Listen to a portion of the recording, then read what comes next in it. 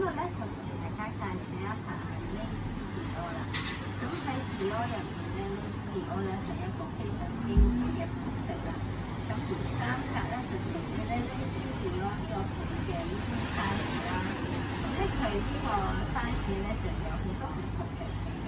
而今日我哋翻到嘅咧就係咧呢個漆皮嘅小牛皮啦。佢加咗漆皮嘅塗層啦，令到成個袋身咧更加顯得高貴同優雅。可以俾大家望下先啦。成個咧其實佢真係非常之靚。佢咧顯得個袋咧非常之高貴啦。佢咧係呢個碧色嘅 size 咧，但係咧入面咧就非常之古裝。咁佢除咗用咗呢個黑色嘅漆皮塗層啦。咁另外咧，配上呢個Dior嘅淡金扣咧，顯到成個袋款咧嘅高貴氣質咧又升級咗一層。咁呢個咧就冇得除啦，咁佢咧都係呢啲Dior嘅特色啦。咁全部咧個扣咧都係呢個一淡㗎啦，咁就顯示咗咧Dior嘅標誌喺度。咁而咧Dior呢個咧三格咧就會有條鏈帶配落。呢條鏈帶咧就係可拆卸㗎啦，咁扣喺邊個位置咧？我哋一般咧就會扣喺呢個位嘅。佢咧由上至下咧，上面係幼身啲嘅，咁就會容易扣啲。咁佢落到下面咧闊嘅咧就插唔到出嚟。咁通常咧我哋都唔會遮住呢個位啦，所以咧扣兩邊咧係打斜角咁扣。扣咗落去之後，咁我哋咧就睇下入面啦。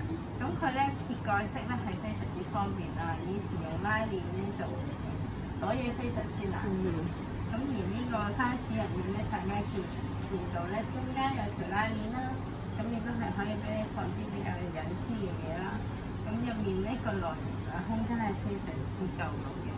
咁啱啱試過啦，咁我哋如果放 iPhone 13 Plus 嘅話咧係放唔到嘅，因為要好夾硬放咯，除非你用到個袋軟咗之後咧先可以放落去。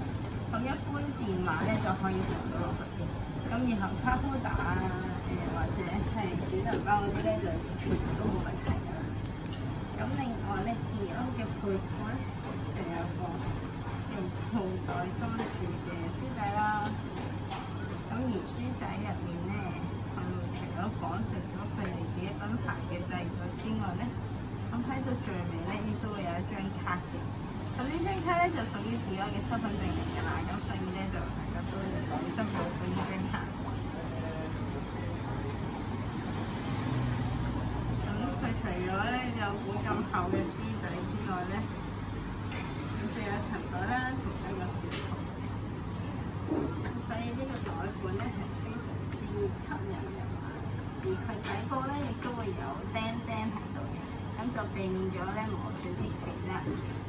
而呢個袋款咧，其實咧嘅性價比都非常之高。咁轉頭嘅上身示範俾大家睇下咧，咩上身嘅感覺咧，到底有幾優雅。咁而家咧就同大家做一個上身嘅示範先。咁啊，除咗手拎之外咧，佢可以執咩啦？亦都可以斜咩嘅。咁佢呢個咧非常之優雅。如果咧覺得咧黑色可能太單調嘅話咧，你之後可以咧去另外再加條絲巾喺呢個 handle 位度，咁樣咧會令個袋咧會更加突出嘅。咁今日咧介紹就到呢度啦。如果想睇更加多嘅資訊嘅話咧，就記得WhatsApp 我或者加我 WeChat 啦。拜拜。